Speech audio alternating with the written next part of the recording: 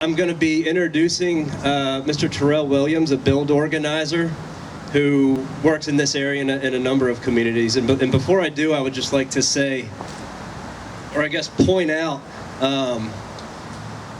that all of the accomplishments that the 6th branch has accumulated over the years, along with our neighbors and neighbor associations, has been born of just such a great relationship that we've had with the Build organization.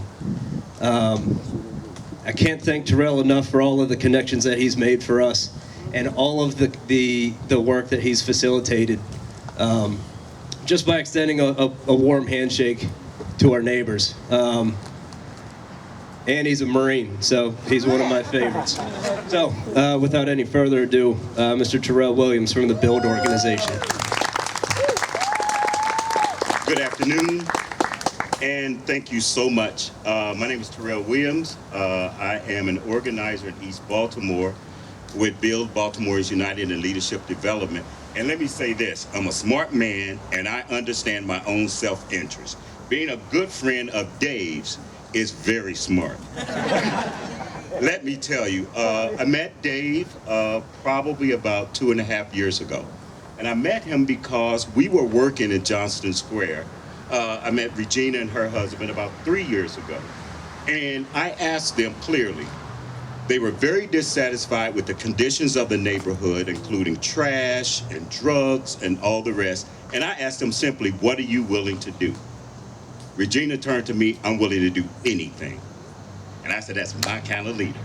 And we have had her busy for the last 3 years. We met Dave Landymore in the 6th branch, and I tell you, it has really changed our work. One project in particular is our Ambrose Kennedy Park, where we found our kids had nowhere to play. But we had a park. The park was riddled with trash and furniture and all kinds of things. And so we began the work of cleaning that park.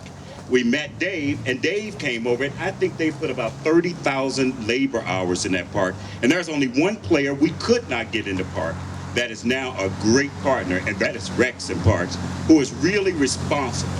And they've become a responsible partner with us, and I'm happy to say we have just been awarded $575,000 with the National Parks and Recs and another $250,000 with the local Recs and Parks. We are going to change Johnston Square, and it requires what we see today.